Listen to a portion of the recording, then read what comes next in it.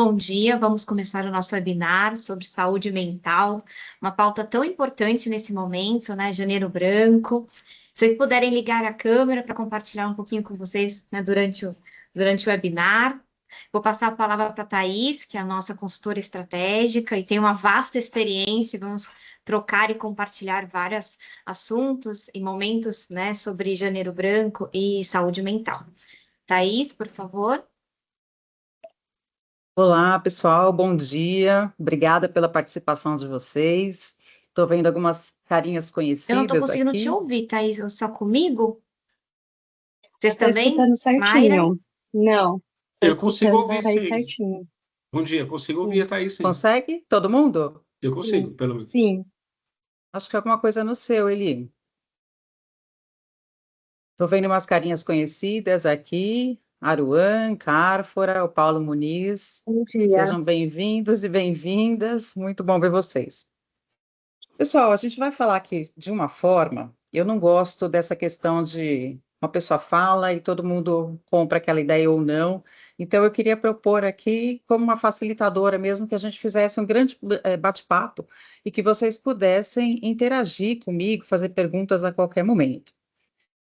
O desafio de hoje, que o BDCOP colocou, é para a gente falar sobre saúde mental, e a gente está no mês de Janeiro Branco, então a gente vai trazer essa temática que eu considero super urgente e que eu vou tentar resumir o máximo aqui, porque ela, na minha cabeça, ela é muito abrangente e ela acaba indo para outros temas, como questões sociais, filosofia, pobreza, as diferenças sociais também, questão de questões raciais, né, de falta de inclusão, enfim. Eu vou propor para vocês a gente começar aqui com 5 passos. Toda a minha conversa com vocês, ela vai nortear sobre autoconhecimento, conhecimento, coragem, resiliência e ressurgência. E por que isso, né? Por que essa jornada? Porque tem pessoas que falam assim: ah, Thaís, eu não tenho ansiedade, não tenho depressão, não tenho crise de pânico, estresse pós-traumático, então eu não preciso estar aqui. E o que eu digo é que saúde mental, gente, é para todos nós. Porque o fato da gente não ter hoje algum transtorno mental não significa que a gente não esteja vulnerável para desenvolver a qualquer momento um transtorno mental. A gente é bombardeado todos os dias por N questões. Então, esses 5 passos eu entendo que é uma blindagem para que, se esse transtorno chegar perto da gente, a gente consiga identificar e, em tempo hábil, buscar ajuda. Eu vou trazer alguns dados aqui para vocês. Existe uma pandemia silenciosa muito antes da Covid, que é a questão de depressão e suicídio. Então, lá nessa época, a gente tinha um suicídio a cada 4 segundos no mundo. E, gente, eu falei 4 segundos, não é 4 minutos. Então, é um tabu, falar sobre isso é ainda uma coisa muito velada, mas eu entendo que quanto mais a gente falar e colocar isso na mesa, mais a gente vai conseguir olhar e entender que é um problema que pode ter solução, né? Tem muitas pessoas que tiram a vida aí, porque as pessoas ao redor não conseguem entender o que o outro ali, às vezes, dentro da mesma casa, está passando. Então, é um número muito alto e a grande maioria é ligada à ansiedade e depressão. Então, a gente tem ali um início de uma depressão eh, que foi negligenciada e a gente acaba deixando aquilo de lado, até para não encarar, e aquilo só faz aumentar. Então, quando a gente entra no nosso primeiro item, né, que eu falo de autoconhecimento, eu entendo que autoconhecimento é a base para a gente estar na vida, né? Quem eu sou e para onde eu estou indo. Qual é o meu propósito de vida? E o propósito, ele ficou muito, uau, coisas grandes que tem que impactar, né, coisa de ONU. E o que eu digo é que o propósito não é isso, né? O propósito é a gente conseguir fazer um autoaprimoramento, descobrir os nossos talentos, o nosso propósito, e a partir dele a gente contribuir com o desenvolvimento junto com as pessoas que convivem com a gente, né? Então, se você tem uma família de 4 pessoas, você vai impactar aquelas 4 pessoas. Se a sua família é maior, você vai impactar mais gente, e isso é propósito, né? São coisas simples que a gente faz, mas que melhora a vida do outro.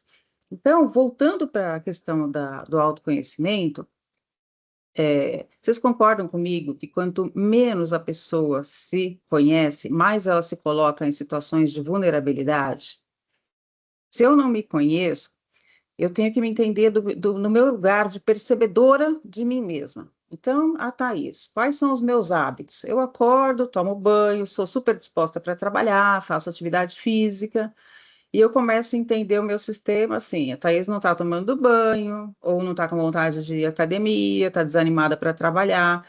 Isso é um sinal. E aí eu negligencio, esse sinal persiste. 2, 3 dias, uma semana, 2 semanas e por aí vai. É difícil a gente se olhar nesse lugar? Já estive lá. Mas não tem outra forma, né? Uma hora a gente vai ter que olhar para isso. Então, se a gente olhar para o Brasil, a gente tem no último dado que eu levantei da Fiocruz, a gente tinha 11 milhões de pessoas diagnosticadas com ansiedade e depressão. É um número muito alto. E isso a gente sabe que o número é maior do que isso, né? Porque tem muita gente que acaba procurando ajuda ali só quando não tem mais jeito, ou mascarando isso. Então, quando a gente fala 11 milhões, dá para colocar um percentual grande ainda em cima disso. Dentro desse meu sistema, no lugar de percebedora de mim mesmo, eu preciso entender: a Thaís não é assim, a Thaís não tem esse hábito, isso não é comum, e aí eu vou buscar ajuda. Quando a gente está dentro de uma empresa e a gente tem um colega que tem um certo tipo de hábito e a gente vê que não está congruente com o que ele está fazendo, que a maioria das pessoas fazem, né? Que é muito triste. Aquela conversinha de corredor, assim, fulano tá estranho, tá esquisito. A gente começa a criar significados em cima dos fatos, e às vezes a gente tem só que acolher. Eu sei que tem muitos líderes aqui, a gente viu o perfil de vocês e os cargos, e a gente vai entrar um pouquinho nesse papel de gestão de pessoas.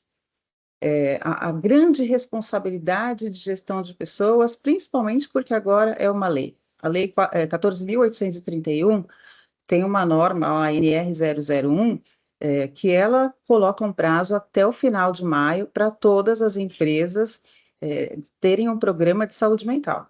A saúde mental ela está sendo quase que um EPI, ela está caminhando para isso, ela vai fazer parte da questão da segurança do trabalho. Então, quando a gente volta para esse autoconhecimento, a gente consegue impor limites, né? Uma mulher, por exemplo, que sofre violência doméstica, provavelmente ela se colocou naquela situação por falta de autoconhecimento. Um homem que comete feminicídio, e aí eu vou entrar com vocês na questão da coragem daqui a pouco, pode ser um homem que foi educado sem ouvir não. E a gente vai entender isso daqui a pouquinho. Como a sociedade reverbera essa questão da falta de autoconhecimento e o impacto na saúde mental e essa amplitude. Então, ok, eu me conheço, então eu sei meus pontos fortes, meus pontos fracos, minhas vulnerabilidades, o que me faz feliz, quais são os meus talentos, estou buscando o meu propósito. E, gente, propósito, enquanto a gente respirar, a gente pode buscar, tá? Eu gosto de citar sempre o exemplo do Cartola, né? O Cartola, ele se descobriu o propósito dele com 66 anos. Eu não sei se vocês sabem, mas até essa idade ele era um funcionário comum dos Correios. E olha o legado que ele deixou aí para gente, né? Então, eu parti do autoconhecimento e agora a gente vai para o conhecimento, que é o segundo passo. O que é o conhecimento? É eu conhecer sobre a temática, eu conhecer o perfil de pessoas que têm toque, porque às vezes o meu colega de trabalho tem toque e eu vou ter empatia para trabalhar com ele, ao invés de eu ter atrito. Quando a gente vai para uma organização com essa visão empática, tudo fica melhor. Então, se a gente pegar que a Thaís é um sistema A, né, e a Carla é um sistema B, e a gente vai para a mesma empresa, e eu vou carregando a minha mochilinha, que tem ali meus anseios, meus sonhos, meus traumas, um problema que eu estou em casa. Carla vai e carrega os medos dela, e é outro sistema com a mochilinha dela.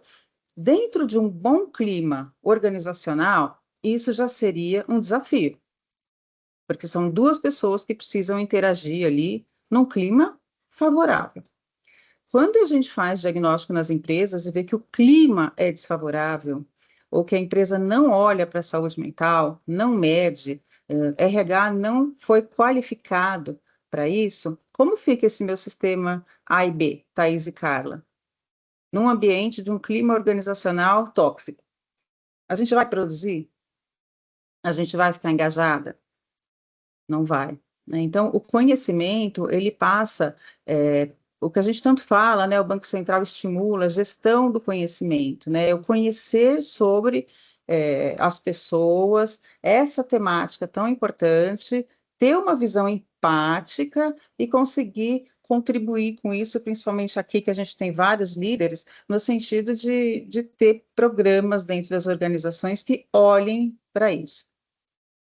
Eu falo sempre quando a gente vai fazer algum tipo de conversa, né, com diretoria, que parece um assunto tão solto, tão assim, que não tem nada a ver com a organização, e eu digo que saúde mental está completamente ligado à última linha do balanço, ao resultado. Não tem como negar isso, né? Então, um pequeno investimento que um líder faz em saúde mental, vocês podem ter certeza que vai reverberar no resultado da cooperativa.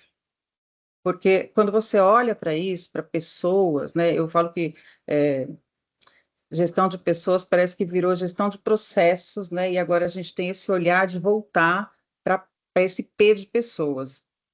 Quando a gente olha para isso e vê uma equipe trabalhando engajada, motivada, com programas de acolhimento, com indicadores, com uma empresa que cuida da saúde mental, que é o que essa lei vem agora pedir, e isso vai entrar dentro da CLT, essa pessoa vai produzir muito mais, né? Essa pessoa vai interagir, um ambiente bom, com um clima organizacional favorável, ele estimula a criatividade, né? Então, a gente passa pelo autoconhecimento, eu sei quem eu sei os meus limites, eu sei identificar, por exemplo, um elogio e um assédio, moral ou sexual.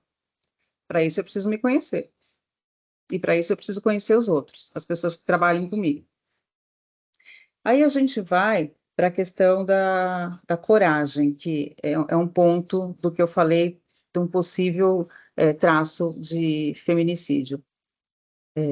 Tem empresas que falam assim, Thaís, eu coloquei aqui programa de psicólogos, coloquei aqui pesquisa de clima, e nada, as pessoas não vão, não engajam, não tem sucesso. E o RH fica muito bravo com isso, a liderança, assim, o pessoal que não é engajado, a gente faz de tudo e ninguém participa. Gente, por que que as pessoas não participam? Eu acho que a pergunta tem que ser sempre essa, né? Porque não existe uma segurança psicológica. Então, de que adianta eu colocar uma série de psicólogos aqui para atender o meu time, se quando uma pessoa se inscreve, vira chacota na empresa, aquele líder fala, você é louco, né? Esse julgamento, ele inibe as pessoas de participarem, porque as pessoas têm medo sempre de perder o emprego. Então, assim, como é que eu, Thaís, que estou esperando uma promoção, vou olhar para a Regina aqui e falar, Regina, eu tenho síndrome do pânico. Se a Regina não estiver preparada e ela for a minha líder direta, ela vai falar, eu não vou promover a Thaís. Thaís vai ficar afastada, Thaís vai dar trabalho. E o que a gente estimula é que seja o justo oposto disso, né? Que as empresas consigam, antes de implementar esses programas, colocar no seu DNA, que é uma empresa que olha para a saúde mental. E a partir essa disseminação do que é a saúde mental, aí sim a gente vai ter trabalhado a maturidade da liderança, da alta gestão, do conselho, da Direx, para que olhe para isso e apoie essas pessoas, né? Então, a Aruan entrou aqui num programa de saúde mental, o líder, que bom que o Aruan entrou, né? Que bom que o Aruan se cuida, né? Para que aquilo saia de uma linha de julgamento, né? De mostrar uma vulnerabilidade, que as pessoas consigam, dentro de uma organização, levar a segurança psicológica. E aí faz assim, né? O programa, quando ele é bem embasado e ele reflete um discurso legítimo da alta gestão, cascateamento com as lideranças, as pessoas aderem, né? Porque elas sentem que aquilo está arraigado na cultura daquela cooperativa. Agora, só colocar o programa sem isso estar arraigado e para pessoas despreparadas é jogar dinheiro pela janela e ainda ficar naquela linha assim, a gente faz tudo para as pessoas e as pessoas não aderem, né? Então, eu sempre falo, quando a gente faz diagnóstico numa empresa, a gente parte do princípio da fotografia atual, né? Uma pesquisa de clima, uma pesquisa que as pessoas não precisam se identificar, quase que um quiz, né? Então, dentro desse anonimato, as pessoas ficam mais à vontade para conseguirem falar sobre suas dores, sobre como é o relacionamento dela com a liderança direta, com a alta gestão, os valores da cooperativa, se eles são praticados, né? Ou se eles ficam só no plano estratégico lá no na parede. Então, vem coisas assim absurdamente ricas. E aí, o que fazer com tudo isso, com essa fotografia? É fazer uma série de planos de ação para que a gente olhe para isso, acolha o que as pessoas estão dizendo, porque pode ter certeza que isso está conectado com o resultado da cooperativa. Né? A gente lidar com pessoas exige uma sensibilidade que muitas vezes o RH não tem nem como fazer por tanta sobrecarga. Né? Então, quando eu falo, por exemplo, de indicadores de RH, RH tem indicador ali de absenteísmo, né, que a pessoa simplesmente faltou, tem indicador de afastamento, e vai fazendo aquilo como uma fotografia e passando para Direx. Aí, quando eu falo, você controla presenteísmo, que para mim é o principal deles, as pessoas não sabem nem o que é. Oi, presenteísmo? O que que é isso? E aí eu falo, presenteísmo é o seguinte, é, a Regiane veio trabalhar, mas a Regiane não tem a menor condição de trabalhar, porque veio só o corpo da Regiane. A mente dela não está aqui, ela não está engajada, ela não está conectada com a empresa. Ela não tem capacidade produtiva. E como olhar para isso?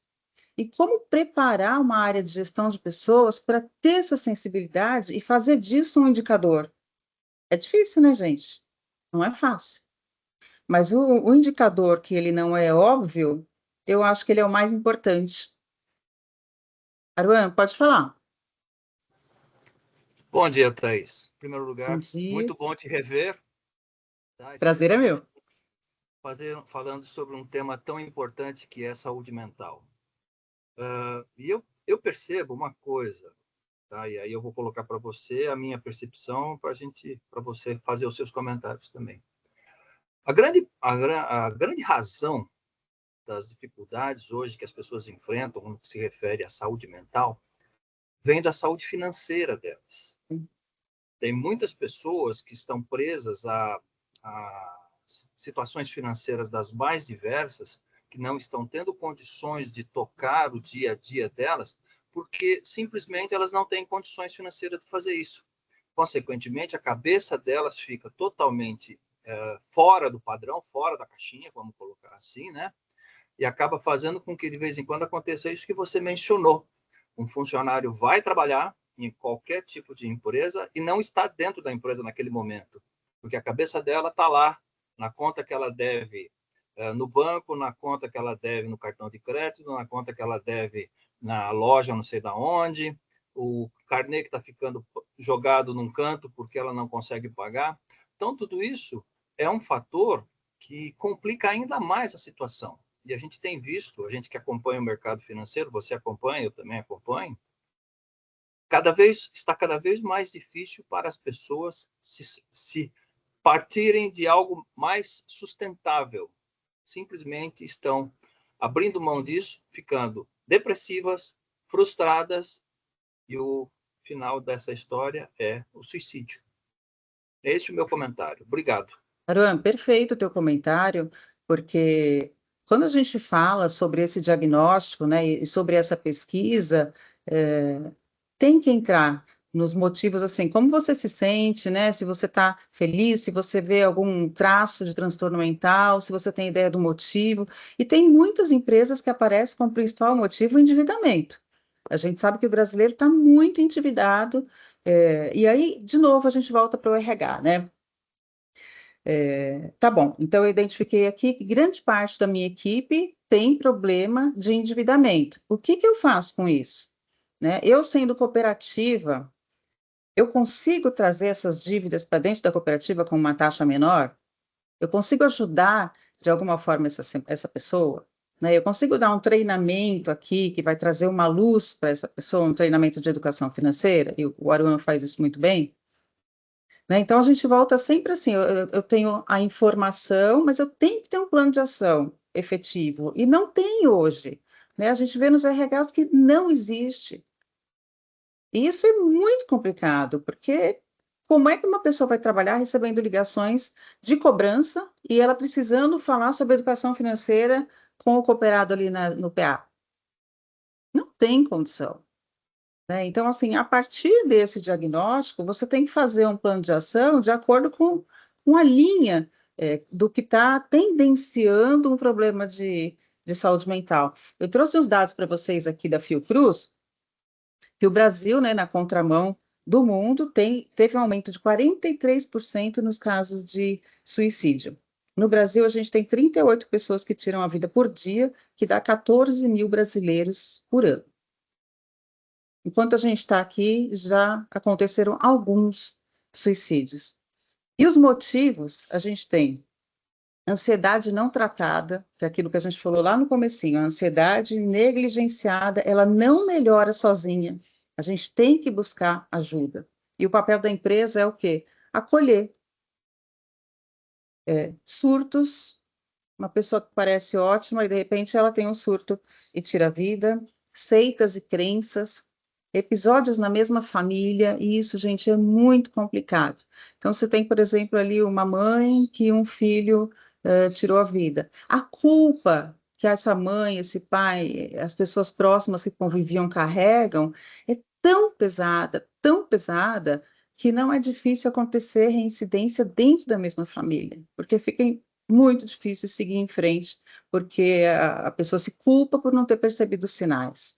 Né? E a gente vê que hoje, como a depressão não existe um diagnóstico muito claro, né? Que nem qualquer exame que você tem lá, um nível de referência ou um positivo ou negativo, ainda tem muita discriminação em cima da depressão. Né? Ainda tem muita gente que fica na cama e é chamado de lento, né, preguiçoso para trabalhar. É isso que a gente tem que botar na mesa, conversar e entender que quando a gente fala ali no começo de um dos tópicos, que é o conhecimento e o autoconhecimento empático, é a gente conseguir olhar para as pessoas e devagarinho, eu falo, sabe? Não essa mecânica louca do nosso dia a dia. É olhar, observar devagarinho e entender se a pessoa está precisando de ajuda. E às vezes é só um ouvido, é só um cafezinho, um abraço que essa pessoa está precisando. E aí ela vai ser acolhida e ela vai ter uma conversa, né? E bem orientada, ela vai buscar uma ajuda, porque tem solução, né, gente? O bom disso tudo que a gente está falando aqui é que tem solução, né? Tem terapias, tem remédios, enfim, tem solução. A grande questão é a pessoa aceitar, ser respeitada, né? Quando ela trazer isso para as organizações, para a família, e ter ali um apoio de acolhimento. Então, a gente falou de episódios na mesma família, pobreza, né? Quando a gente tem desigualdades sociais, é um problema enorme, né? E um pai que não tem um emprego e vê os filhos ali passando fome, e onde está, né, a dignidade dele, enfim, acontece muito. Racismo e preconceito, óbvio, também, a gente vai entrar mais para frente. E dores relacionadas a relacionamentos abusivos e violência. Esse aqui eram os principais, tá? Mas como o Aruan bem trouxe, a gente tem aí, nesse momento do país, um nível de endividamento que também faz com que as pessoas tirem a vida. Quando a gente fala de coragem, a gente está falando, nesse terceiro tópico, que é uma coragem tanto da cooperativa, né, não só no RH, a gente não pode colocar toda a responsabilidade na área de pessoas, mas que o conselho, a Direx, a alta gestão consiga olhar para isso junto com os outros indicadores. Olhar e dizer, RH, eu não quero só indicador de afastamento, de uso do plano de saúde, de coparticipação, que são, a gente fala, os indicadores mais frios, né? Eu quero um indicador de presenteísmo. Você está apta para fazer isso? Não, então a gente vai te capacitar, ou a gente vai trazer uma consultoria. Eu quero um indicador de clima organizacional. Eu quero um indicador de inclusão. Então, a gente olha e entende que, assim, nem o próprio RH está qualificado para isso, e quem cuida, né, da pessoa do RH quando ela passa por isso, né? Porque tem muito RH que ele está nessa situação e ele não tem condição nem de cuidar dele, nem de falar isso na empresa quando esse terreno não é seguro, muito menos conseguir olhar para o outro e fazer alguma coisa. E tem empresas, pessoal, que falam, Thaís, mas eu não tenho recurso. E eu falo, uma roda de conversa, uma vez por mês, a última sexta-feira do mês, num ambiente seguro, né, dentro da empresa, mas que as pessoas sintam que elas podem falar e elas vão ser acolhidas. Só esse compartilhamento ali, que, né, é uma construção até as pessoas se sentirem seguras, é custo zero, gente. Mas a empresa está dizendo assim, ó, eu me preocupo com a sua saúde mental. Porque a empresa depende da pessoa estar com a saúde mental em dia para ela conseguir produzir. É só isso. E ainda é um assunto que não é tão debatido. Então, eu trago aqui para vocês, cada empresa vai fazer de acordo com o seu porte, né? Mas um movimento pequenininho que a gente faça, pensar um pouco sobre esse presenteísmo, como é que a gente consegue identificar, né? Por exemplo, se eu tenho uma liderança direta que me lidera ali de uma forma bacana, sabe? A minha velocidade de produção, eu tenho uma cadência de criatividade, de produção, de entrega, de percentual de assertividade e de falha. É isso que a gente consegue olhar para a pessoa e entender se tem, se está com presenteísmo ou não. A Thaís está falhando muito, a Thaís não está entregando, a Thaís não está na velocidade que ela sempre teve de entrega, né? Então, pera um pouquinho. A mente da Thaís não está aqui. E aí você chama para uma conversa e é ali que deve acontecer o acolhimento junto com esses programas, lembrando que há de existir também um indicador da adesão aos programas. Então, quando a gente coloca ali uma parceria com um consultório de psiquiatria, psicologia, existe todo o sigilo, as pessoas precisam saber disso, né? Que o psicólogo não vai falar assim, a Flávia está com depressão. Não, não é isso. O RH só vai receber assim, ó, Flávia participa do programa, ponto, mais nada. Né? Porque é o contrato do sigilo, né? É a ética do profissional. E assim, por mais que pareça óbvio, né, para as pessoas que estão aqui, não é. Né? Às vezes a gente pega um profissional lá da base, muito simples, e ele vai falar, eu vou falar para a psicóloga e ela vai contar para a empresa. Então a gente tem que partir do princípio do outro, como o outro vai entender, não como eu acho que ele vai entender. Né? E aí olhar para aquilo e falar, olha, o nível de participação hoje está alto, está baixo. Se tiver alto, que bom que as pessoas estão participando, não entender aquilo como, está alto, é um problema, está todo mundo com transtorno. Não, a gente está olhando para isso, está fazendo um plano de ação. Então, assim, cada empresa vai conseguir proporcionar aquilo que cabe no orçamento, né? Mas é um investimento em pessoas que, assim, o resultado é orgânico, gente. Ele vem. Ele vem e você tem menos rotatividade, menos afastamento, menos absenteísmo, menos presenteísmo, sabe? Tudo aquilo que a gente tem de problema quando o funcionário não vai, ele vai reverberar nesses indicadores. Bom, seguindo aqui, quando a gente fala de coragem, a gente tem que ter a empresa olhando para tudo isso, né, e disponibilizando o que ela puder, e a gente tem que ter o lado da pessoa, do funcionário, né, porque a empresa não vai chegar lá e falar, Carla, eu vou na sua casa porque você está vivendo uma violência doméstica e eu vou te levar para a delegacia. Não é isso, né? A empresa ela tem o papel dela ali dentro, mas a Carla vai ter que saber usar daquilo que é um apoio para que ela tome uma decisão no tempo dela e faça aquilo que fizer sentido para ela cuidar do transtorno mental, da raiz do transtorno mental, que pode ser uma violência doméstica. Então, eu digo que a coragem tem que ser tanto da empresa quanto do funcionário, né? É uma construção conjunta. E falando em coragem, gente, eu não sei quantos de vocês aqui têm filhos, eu tenho dois de 10, 12 anos, e eu gosto de ler sobre a questão da educação. E aí eu penso que, assim, muita coisa mudou, né? Por exemplo, eu venho de pai e mãe, modelo patriarcal, pai trabalha, é provedor, mãe não trabalha, só cuida de filho. E aí tem a minha geração na sequência, a minha vez, que é mamãe e papai, ou mamãe e padrasto, saem para trabalhar o dia todo. Meus filhos com 5 meses já foram para berçário, e a gente sempre com aquele pensamento, né? Eu quero proporcionar para os meus filhos aquilo que eu não tive. E isso custa o quê? Custa a nossa ausência. A gente não desfruta dos filhos como gostaríamos. Essa ausência gera culpa. A culpa, quando você chega em casa, você não consegue falar não para o seu filho. Você se sente tão em dívida com ele que você não consegue falar um não. Você não consegue criar pequenas frustrações. E a vida vai frustrar. Então, que tipo de ser humano eu estou colocando no mundo? As pessoas falam muito assim, eu queria um mundo melhor para o meu filho, né? E existe uma corrente que fala, cria um filho melhor para o mundo, porque a partir disso o mundo vai ficar melhor. Então, quando a gente fala dessas pequenas frustrações, e tem muitas coisas aqui em casa que eu sei que eu posso, que dá para fazer, mas é não. É não, porque eu acho importante a gente criar pessoas com casca para encarar a vida. Isso é o melhor, é a melhor herança que a gente pode deixar para os filhos, né? Não é um imóvel, é ele saber conquistar aquele imóvel. E não é só o imóvel, né? A partir dessa força interna, ele vai conquistar o que ele quiser. Ele vai ter resiliência, ele vai ter coragem, que é onde a gente está agora. Quando a gente olha para o nível de suicídio, a questão dos adolescentes é muito frequente. É muito frequente e é muito triste. E aí existem estudos, escolas e linhas que colocam muito nisso que eu estou falando, né?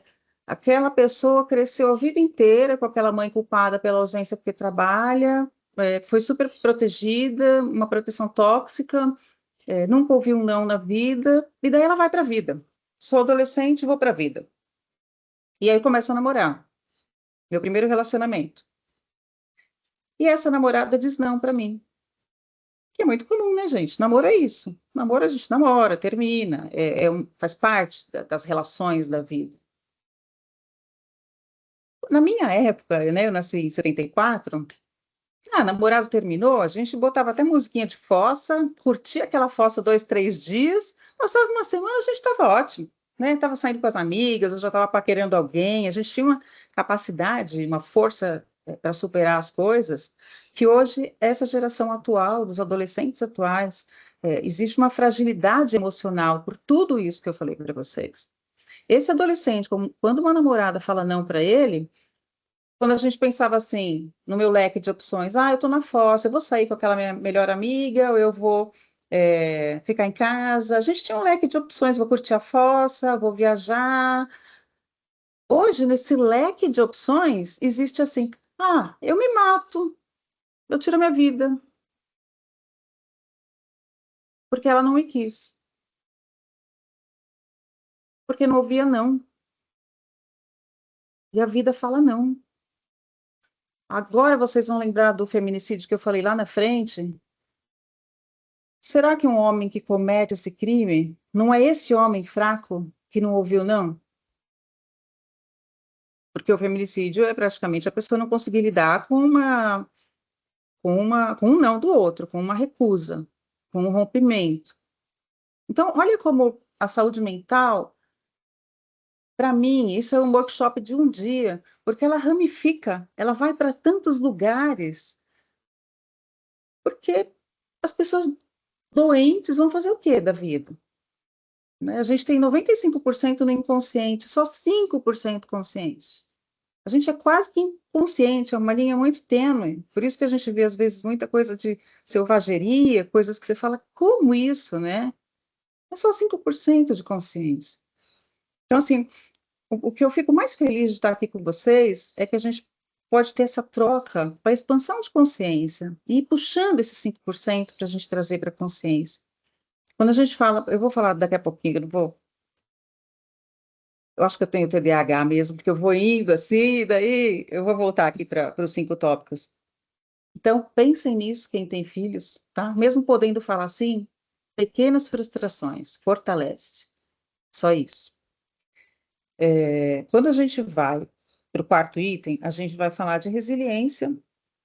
Ora, se eu já me conheço, se eu conheço sobre essa temática, a importância dela e conheço as pessoas ao meu redor, e tenho um autoconhecimento, tenho conhecimento empático, eu tenho coragem de aderir a um programa desse, porque eu sei que a empresa não vai me expor, a empresa é super madura, ela olha com seriedade para a saúde mental, aí eu consigo ser resiliente, né? Porque a resiliência nada mais é do que a vida desafiar a gente, e a gente, ao invés de ir para um caminho de tirar a vida ou entrar numa depressão, a gente saber que a gente vai passar por aquilo, né? Você tem uma escolha aí, você deita e chora no sofá ou você encara o problema.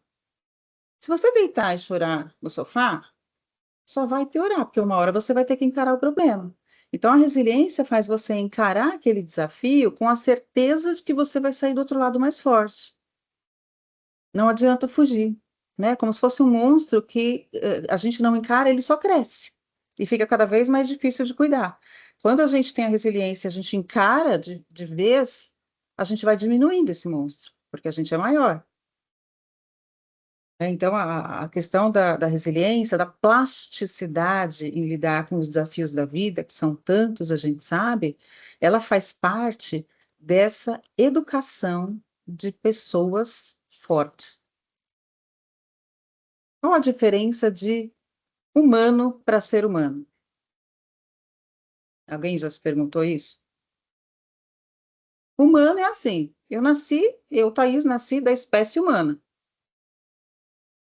E para Thaís ser ser humano, eu tenho consciência dos meus valores, eu vivo com o colchão ali, o que me move. É tudo que é importante para mim, é o meu propósito, são os meus valores, servir as pessoas, né? Por mais que a gente se sinta donos da natureza, né? O homem se sente isso, nós não somos donos, nós somos parte, né? E a natureza está aí para ensinar a gente que o servir é o propósito, né? Eu sempre falo, a laranjeira da laranja, ela não dá maçã. Ela dá laranja. Mas ela come a laranja? O rio bebe a sua água? Não, porque é para servir. E a gente está aqui também para isso, né? Então a empatia vem muito nessa linha. Como eu posso servir vocês? Né? Me desfazendo muito do meu ego, trabalhando a minha humildade, né? Compartilhando as coisas que eu aprendo para impactar a vida de alguém. Se a gente está em 37 pessoas aqui, se um de vocês saírem aqui com uma sementinha e terem a caneta pesada da liderança, de decisão, e levar para a cooperativa, ó, a gente vai fazer uma roda de conversa uma vez por semana, pronto, eu já estou feliz. Né? E por que que o ser humano, nós, né, que somos tão fracos, né? Se a gente pensar, a gente não tem pelo, a gente não tem força física, a gente não tem velocidade. Perto do mundo animal, a gente perde. Mas o que que fez a gente chegar nesse topo? A cooperação. O ser humano só funciona cooperando um com o outro. E tudo isso que a gente está falando, de visão empática, de autoconhecimento, conhecimento, resiliência, coragem, é também olhar para o outro. E o que que a gente vê hoje nas empresas e no mercado? A competição, né? A meta a qualquer custo, né? Os CNVs da vida que a gente conhece, né? Então, assim, é inteligente isso? Criar competição dentro da empresa? Aí premiar? Não sei, talvez não. Talvez o resgate da cooperação, que é o que fez a gente chegar no topo dessa cadeia, sendo tão mais frágeis do que um guepardo, por exemplo, né? De novo a gente volta, né? Como a natureza ensina. Bom, aí eu queria falar um pouquinho para vocês dessa lei, que é a 14.831, que ela vai tratar disso, a gente vai ter fiscalização, ela entra em vigor em março, tá? Se você quiser, se alguém puder colocar o número dela no chat, Karina, para o pessoal pesquisar depois. Então, hoje já não é mais, o Brasil com esses números alarmantes que eu falei para vocês, já não é mais uma questão de ser uma empresa humanizada, que fazia propaganda, melhores empresas para se trabalhar, não. É fato, daqui a pouco vai virar um EPI e tem que olhar para a questão da saúde mental. Voltando para a questão de RHs, né, o que alguém que esteja aqui de RH pode fazer? Criar os indicadores, se analisar, né, olhar burnout. E, gente, burnout, a gente volta para o conhecimento. Tem gente que fala para mim assim, eu estou com a minha mãe doente em casa, eu estou endividada e vou para a empresa, não tenho vontade de trabalhar, eu estou com burnout. E aí eu explico, burnout não é isso. Burnout são as condições de trabalho. Então, se a gente pegar, por exemplo, na pandemia, a quantidade de médicos, de enfermeiros, de faxineiros que trabalhavam em hospital, que morreram, foi imensa. Aquilo era burnout, porque eles não podiam nem voltar para casa para não contaminar os familiares. Eles dormiam no hospital, vocês lembram disso? Aquilo é burnout. Então, hoje eu vejo as pessoas confundindo muito, assim, o que é da pessoa, a mochilinha que ela carrega, com o que é da empresa, né? O burnout são condições precárias de trabalho. E isso, dentro de escritórios, né, como as cooperativas, passa muito por assédio, por exemplo, sexual, moral, liderança, né? Como que o líder trata seus liderados, né? É de uma forma humanizada, não é? As pressões de bater meta a qualquer custo, um RH que não está olhando que aquela pessoa está super mal e ainda tem uma cobrança de meta ali, ela tem medo de perder o emprego, não fala da doença, então é um caos que se instala. Outro ponto que não dá para a gente falar sobre saúde mental sem falar sobre diversidade. Existe uma terminologia que chama viés inconsciente, que são preconceitos que a gente vai fazendo naqueles 95% que a gente vive inconsciente. Karina, solta o vídeo, por favor, o governo do Paraná fez uma campanha só com o pessoal de RH, e eu vou mostrar para vocês, e eu peço quem puder depois comentar qual foi a impressão que teve. Isso é viés inconsciente, tá, gente? E é a pessoa que contrata as pessoas para as nossas cooperativas. Dá uma olhada nessa iniciativa.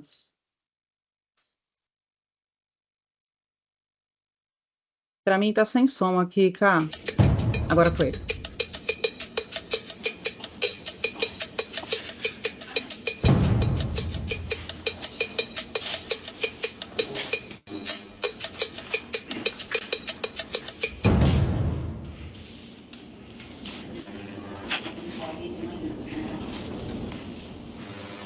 Muito obrigado por terem vindo. Eu vou mostrar algumas fotos para vocês e eu queria que vocês me dissessem o que vocês veem nessa foto.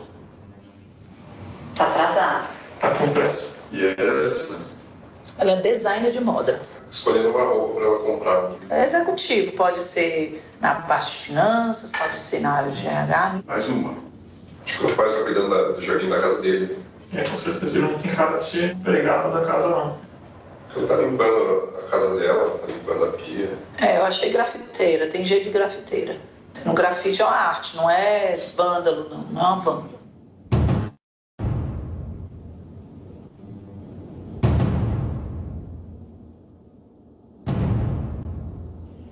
O que você vê nessa imagem? Alguém pichando o muro. Pichadora. E ela? Diarista? Limpando a casa? Empregada doméstica. Um jardineiro. Bom, ele me lembra um segurança de shopping. Um motorista particular. Vendedora, poderia ser uma costureira. Parece uma pessoa fugindo. Um ladrão.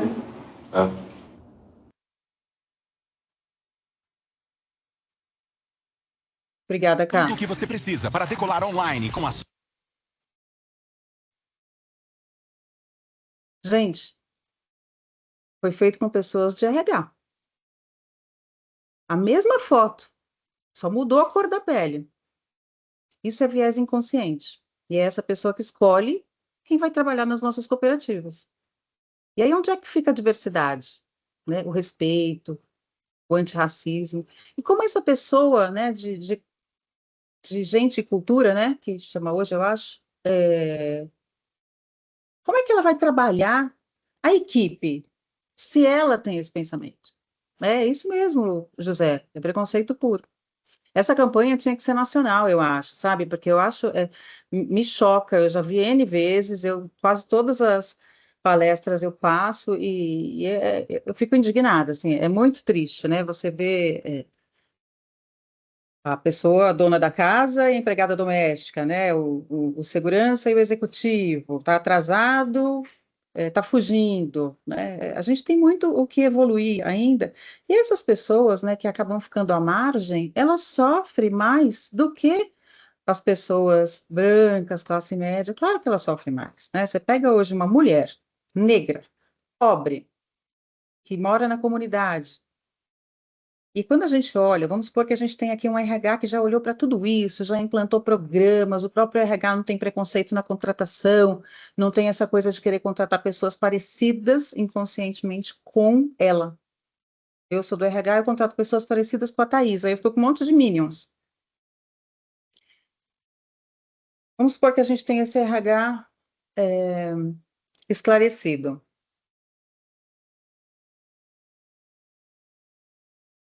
Como é que ele vai trabalhar a equipe? Como é que ele pode criar um indicador de diversidade? Eu tenho aqui, por exemplo, 50% da cooperativa tem homens e 50% mulheres. Ok, tem várias empresas que passam esse indicador para a gente. Aí eu peço, quais os cargos? Quem tem a caneta pesada? Quem está lá em cima no conselho? Quem está na ponta do PA? Quem é a moça da copa? Quem é a faxineira?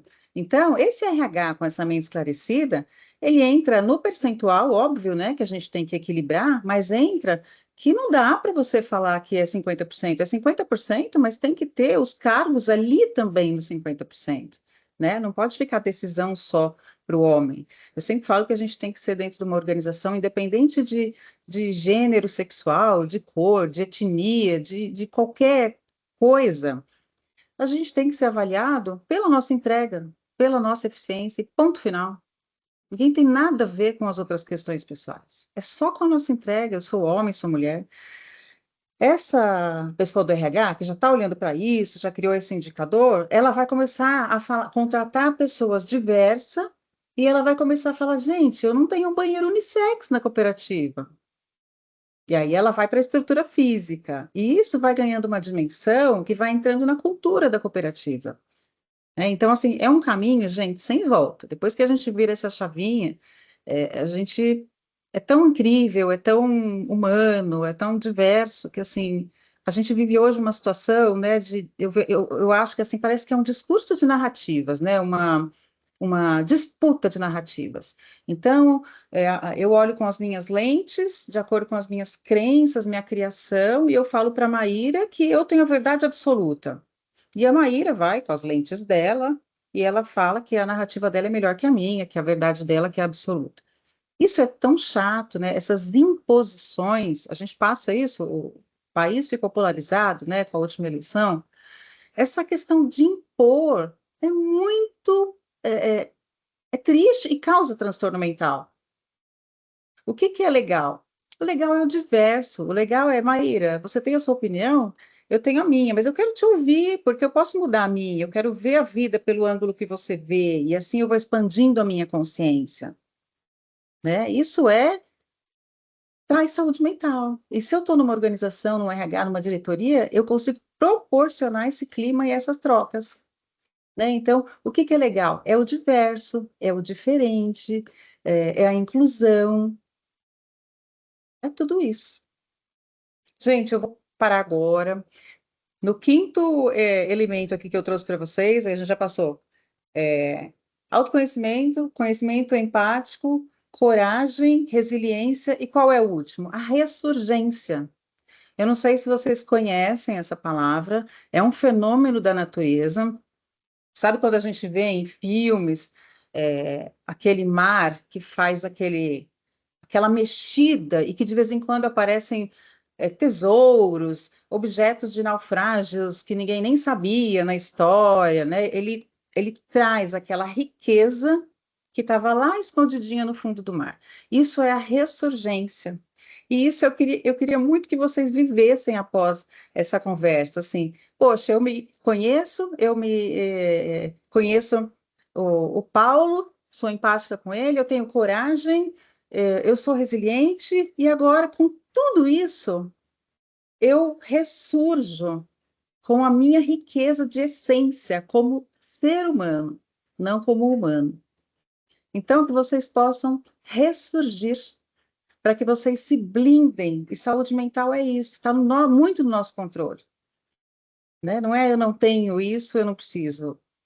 Eu estou falando para quem não tem problema, para quem tem problema, né? É importante para todos nós, para a gente conseguir evitar, e se ele bater a nossa porta, a gente conseguir, opa, eu sei o meu limite, eu sei o que eu tenho, eu busco ajuda, e eu não vou ser mais um número ali nos indicadores da Fiocruz de suicídio.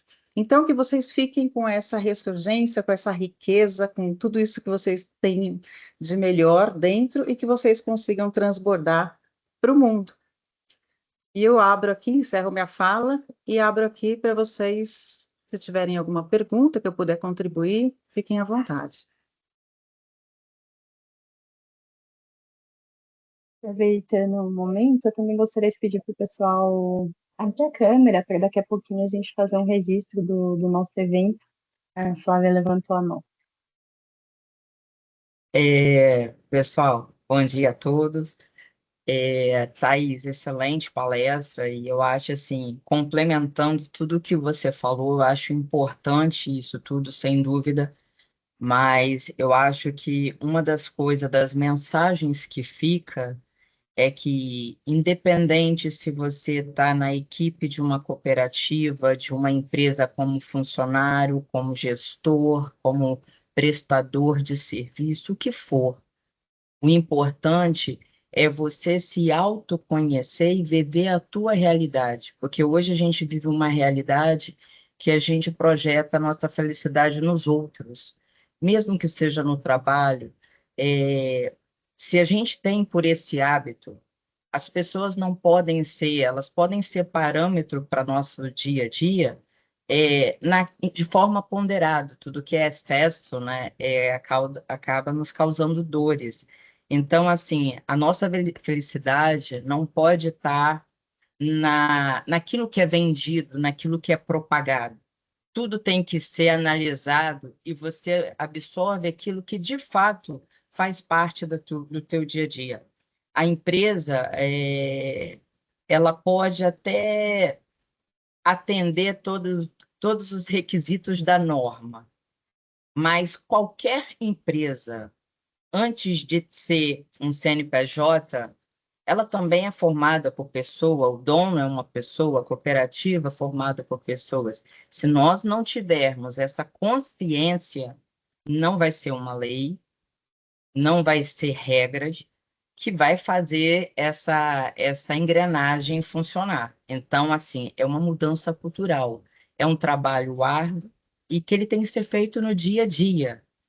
Não adianta você criar regras e cumprir regras se no seu íntimo você não coloca aquilo em prática ou pelo menos não sabe a funcionalidade daquilo. Pelo menos é o que eu tenho percebido ao longo desses últimos tempos e conforme você falou, nos últimos anos, pós-pandemia, isso deu uma acelerada, até porque nós não somos máquinas, nós somos pessoas. E pessoas pifam, né?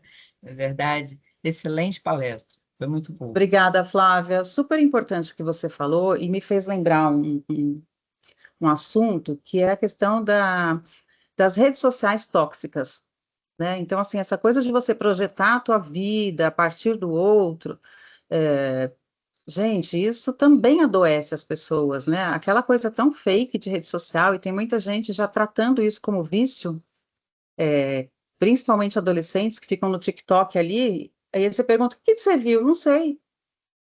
O vício é estar ali, mas não grava nada, né? Essa coisa da felicidade fake, todo mundo é magro, todo mundo é lindo, existe aquele estereótipo dito como perfeito, e aí você se olha no espelho e você se rejeita, poxa, eu não faço parte. Então, assim, é tomar muito cuidado e fazer uma curadoria do que a gente consome nas redes sociais, né? Buscar seguir pessoas e ter de conteúdo ali que vão agregar, que vão ter um olhar mais humanizado, mais diverso, e menos raso, né, nessa questão de ir tanto para o físico, né? Todo mundo é rico, nasceu pobre, agora mostra que está num barco lá, milionário, só respondendo pesquisa de internet. Não é, a gente sabe que não é. Então a gente tem que ter também a mente questionadora, né, para dizer isso não é a verdade absoluta, né?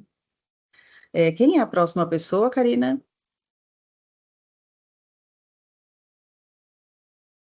Oi, o próximo é o Paulo Muniz. Tá com o áudio desligado, Paulo. Bom dia, Thaís. Como Isso, vai? bom dia. Há quanto tempo, né? Desde o início da FNCC, né? A É gente isso continua na mesmo. luta aqui, fico feliz aí. A gente vai tomando outros caminhos, a gente aqui lutando aqui no Rio com as cooperativas pequenas, né?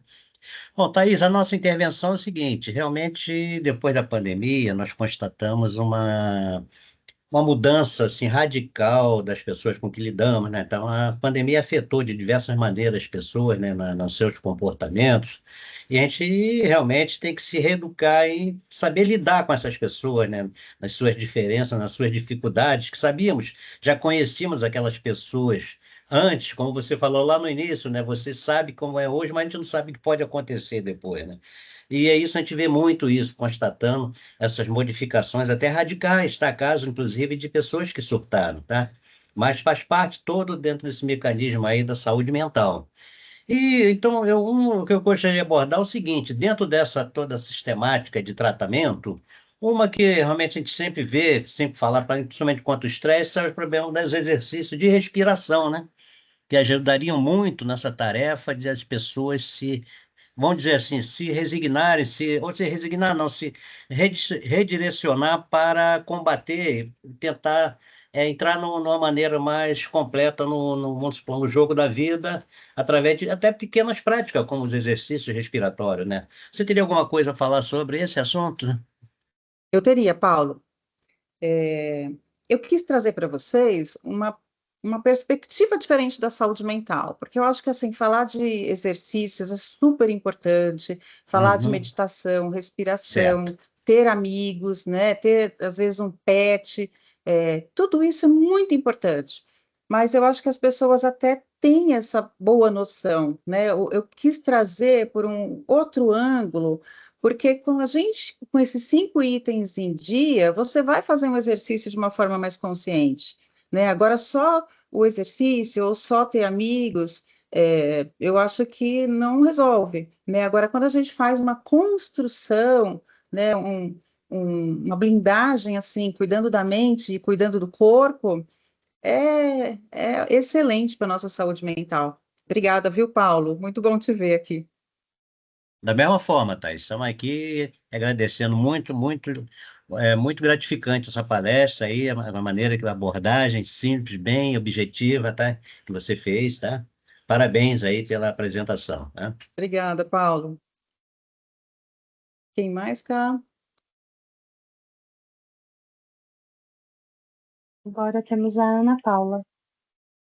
Oi, Aninha, bom te ver aqui Olá, também, tudo bem? gente, bom dia. Já aproveitar e já falar um oi geral. Oi, Karina, Thaís, galera da Brusque, beijo, Aruan também que eu vi aqui. Olá. Muito bom rever cada um de vocês. Thaís, sensacional, esse tema assim é incrível.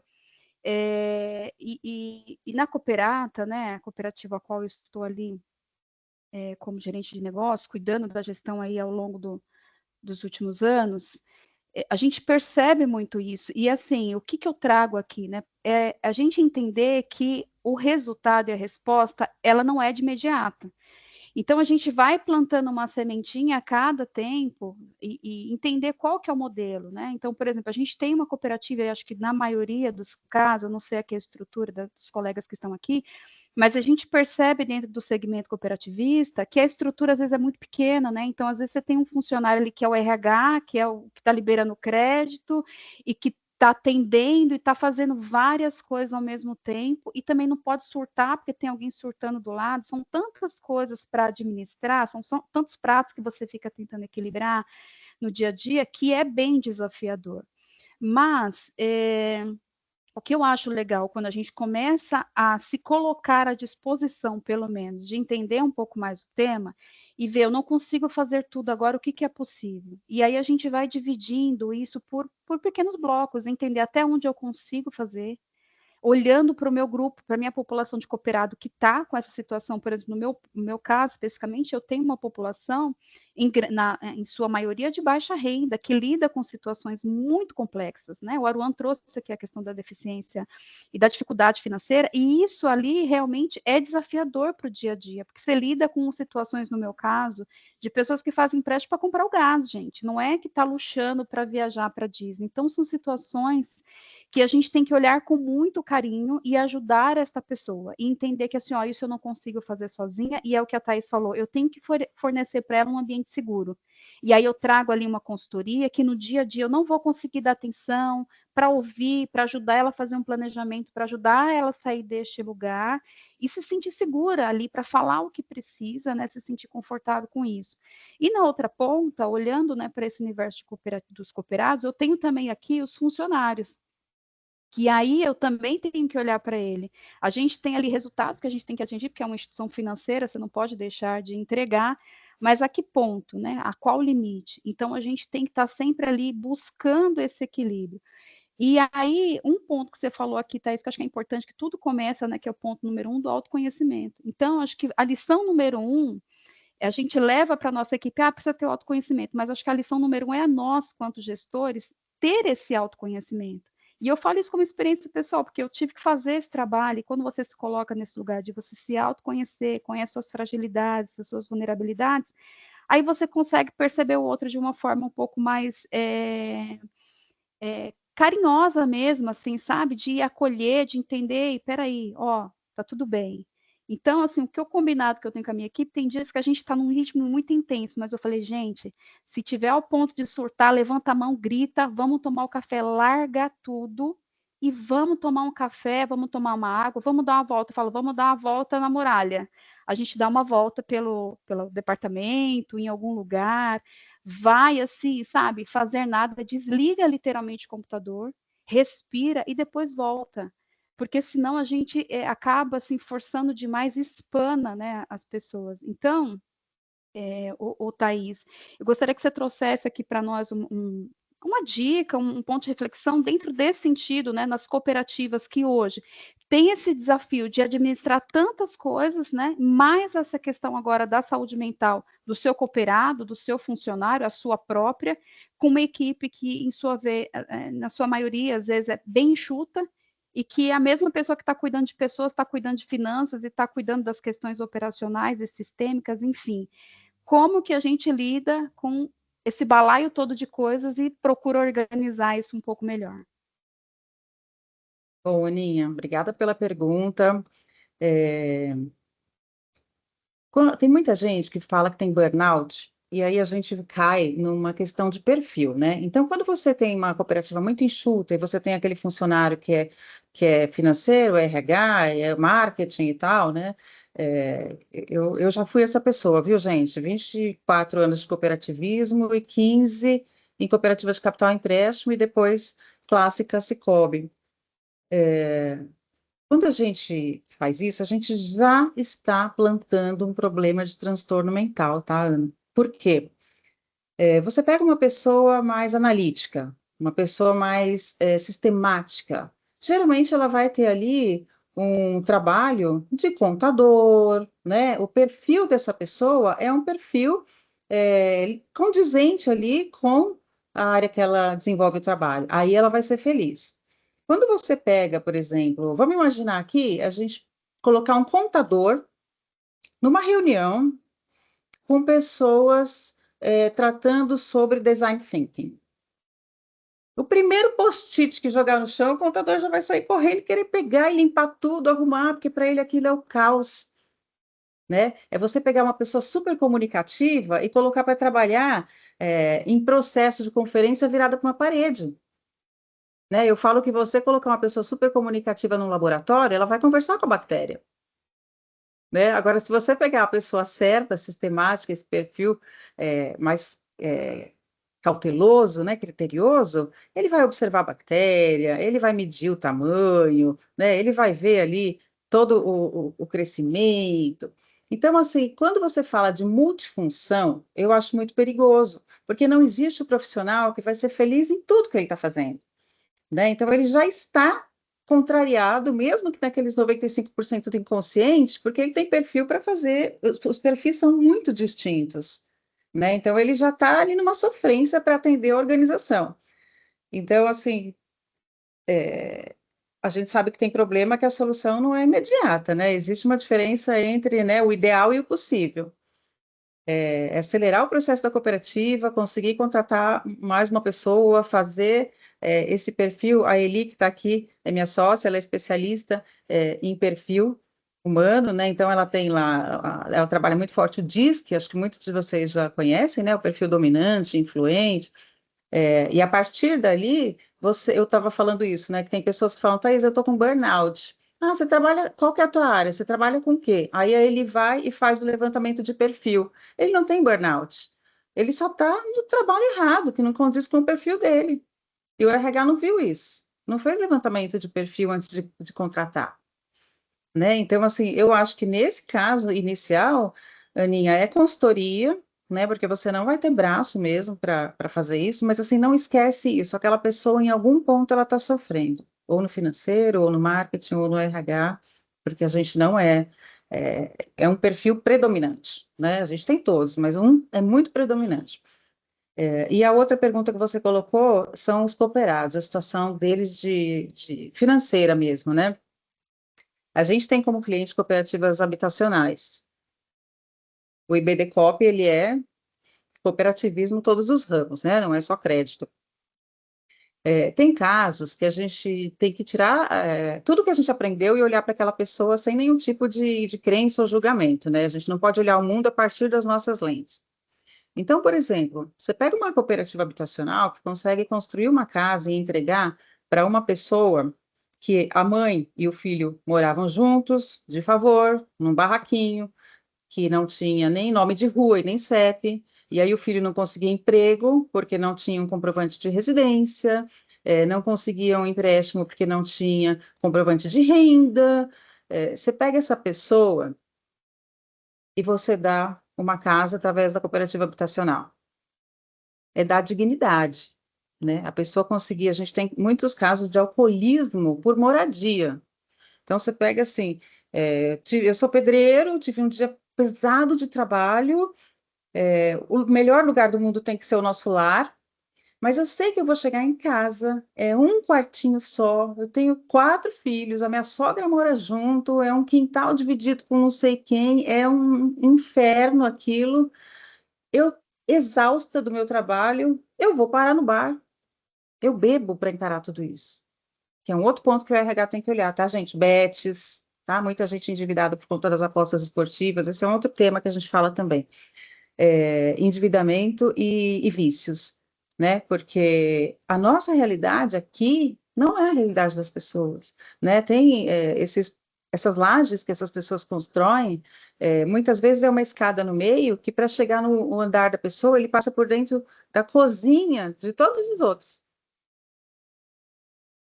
Então, assim, como essa pessoa tá, né? Se a gente puder ajudar os cooperados e olhar para essas realidades tão diferentes da nossa, né? E entender que, assim, a saúde mental, ela é muito, é isso que eu falei para vocês no começo, né? Ela ramifica para muita coisa, né? E a pessoa, às vezes, fica com um vício aí porque ela não tem privacidade, ela não consegue, depois de um dia de trabalho, chegar numa casa gostosa, tomar um banho num chuveiro gostoso, ter paz, deitar numa cama gostosa, né? Ela não consegue receber ninguém, aquele homem fica com o ego dele, assim, quem eu sou, não consigo nada para minha família, né? Então, assim, a gente, quando fala de saúde mental, tem que sair, tirar toda a nossa roupa, sabe? A nossa vestimenta do que a gente é e olhar para essas realidades, porque a gente tem coisas que a gente nem imagina por aí e como as cooperativas ajudam, né?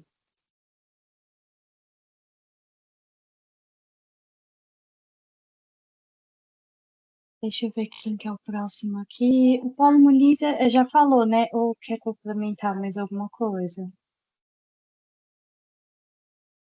Não, não, acho que só ficou levantado, não. Tá tudo ok, tá, né, já Tá foi bom. respondida. Muito obrigado, vou desligar aqui e Obrigada. levantar. Obrigado. O próximo é o Aruan. Oi, de novo, tá?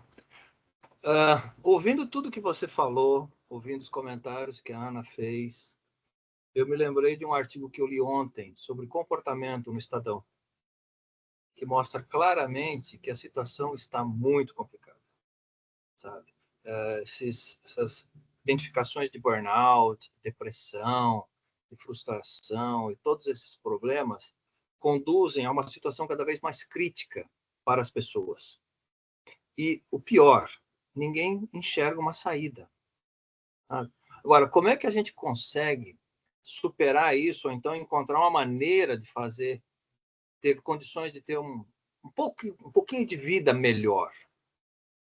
Aí você fala assim, bom, então eu acredito que as pessoas que estão envolvidas com atendimento a público, com atendimento de pessoas, deveriam ter algum contato com psicologia, conhecer os principais conceitos de psicologia e também com gestão de crises. Porque eu sempre falei nas conversas que eu tive com cooperativas que às vezes nós somos o muro das lamentações. As pessoas vêm e descarregam o caminhão de melancia em cima da gente e a gente fica tentando encontrar uma maneira de segurar todas as melancias, o que não é possível porque nós temos uma alimentação física. Mas eu acho que vale a ideia. Poxa, nós precisamos aprofundar conhecimentos de como ser um bom muro de lamentações para as pessoas, porque a situação delas é cada vez mais crítica, e como é que nós gerenciamos crises, quaisquer que sejam elas, inclusive as nossas próprias. Tá, esse é o meu comentário. Obrigada, Aruan. Excelente contribuição. Eu acho que o que a gente está fazendo aqui já é um passinho nisso que você falou, né? Se a gente conseguir, né, levar isso para várias cooperativas, se a gente conseguir uma dimensão maior para várias empresas, para olhar para isso, eu acho que é o primeiro passo, que é olhar para o problema e falar, ele está aqui, ele existe, a gente tem que fazer alguma coisa com ele, né? Quando a gente fala de suicídio, eu sempre falo que, assim, o suicídio, ele deveria ser encarado como um fracasso coletivo da sociedade, né? É um fracasso nosso. Uma pessoa tirou a vida porque a gente não teve condição de olhar para aquilo, acolher e apoiar, né? Não assim, aconteceu lá com o outro, não tem nada a ver comigo. Não, eu faço parte da sociedade, é um fracasso meu também, coletivo, né? Obrigada, Aruan. O próximo aqui na lista é o José Arnaldo. Olá, bom dia. Olá, bom dia. Tudo bem? Prazer, Thaís. Primeira palestra que eu vejo sua, excelente.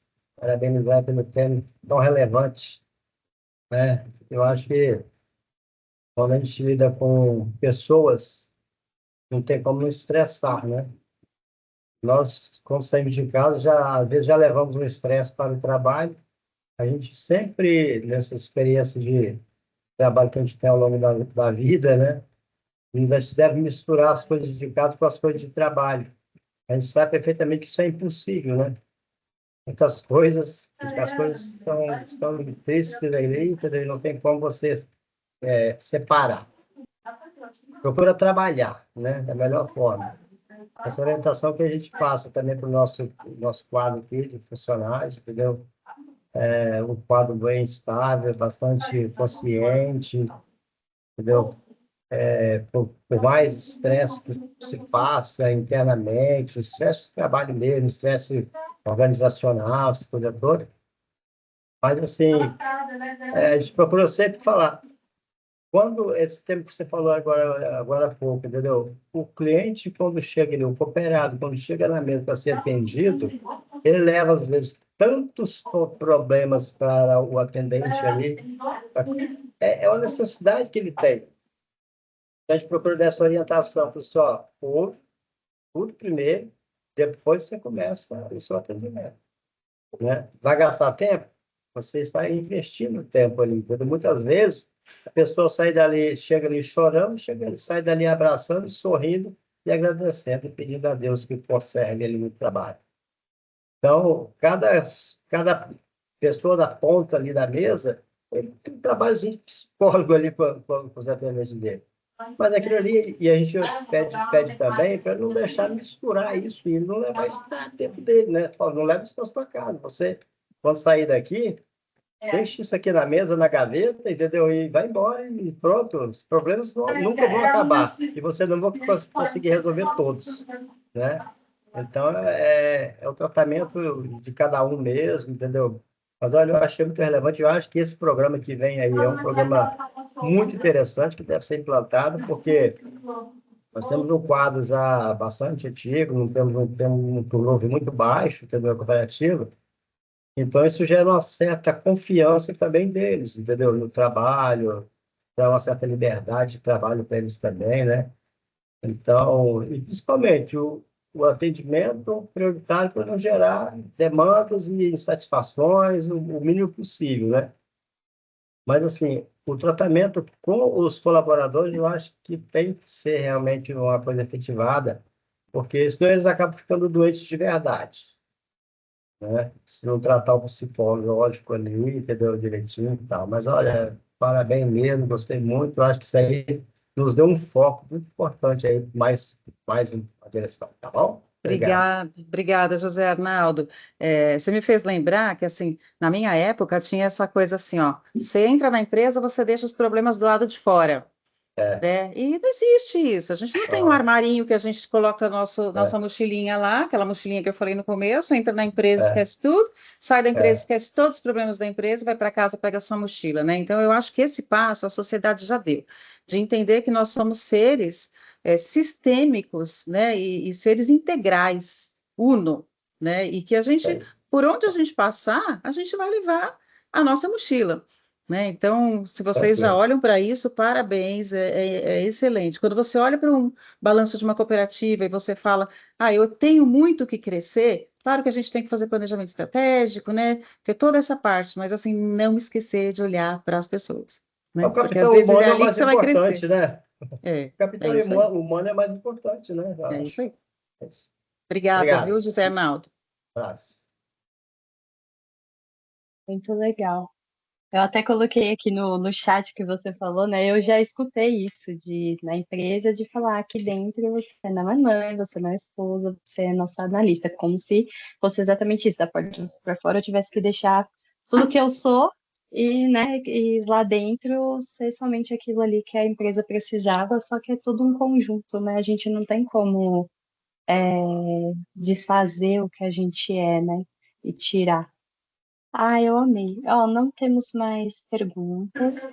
Eu quero pedir de novo para vocês, quem puder, avaliar o nosso evento. É muito importante para a gente ter esse feedback, até para que a gente possa continuar melhorando e trazendo assuntos importantes para vocês. Também coloquei aqui os links no chat das redes sociais do IBD Coop, do Instagram e do LinkedIn. Então, segue o IBD Coop lá nas redes sociais, tem um conteúdo muito bom.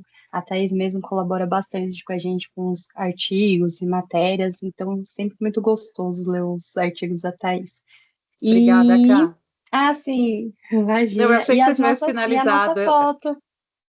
Tá. Antes da foto, eu só queria deixar para vocês, pessoal, a indicação de um livro, tá? Que é Um Defeito de Cor, da Ana Maria Gonçalves. Ele é excelente e ele fala sobre as relações raciais na sociedade, né? É um livro que todo mundo deveria ler, antirracista, né? E que tem tudo a ver com o que a gente falou aqui. Agradeço pelo tempo de vocês. E o IBD Coop é isso, gente. A gente vai sempre trabalhar para as cooperativas de todos os ramos, a gente não vai trazer só resolução, né, só questões técnicas, mas a gente vai trazer também essas questões, né, questões que envolvem todas as cooperativas que são empresas também, né? Então, a gente tem um discurso bem aberto para dar um apoio para vocês também na gestão. Então, o que vocês puderem conhecer do nosso trabalho no IBDCOP, seguir a gente nas redes sociais. Eu tenho um livro que a gente lançou pela SAL, que chama Cuca Legal, que fala muito sobre essa questão da saúde mental. Se vocês forem lá no Instagram do IBDCOP e colocar Cuca Legal, a Karina vai mandar para vocês o livro em PDF. Tá bom? Muito obrigada. Legal.